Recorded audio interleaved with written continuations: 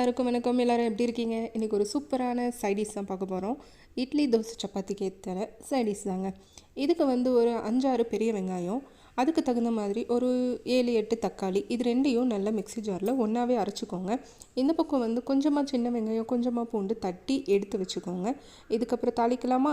எண்ணெய், கடுகு, கடலைப்பருப்பு, உளுத்தம்பருப்பு, சின்ன வெங்காயம், பூண்டு இடித்து வச்சுருக்கோம்ல, அதையும் சேர்த்து கருவேப்பிலை சேர்த்து நல்லா வதக்கிக்கோங்க.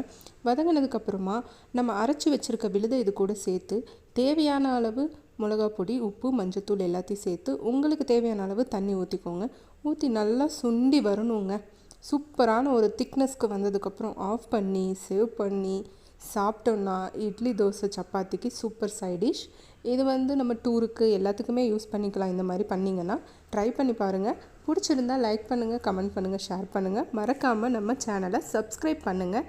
தேங்க்யூ, பாய்.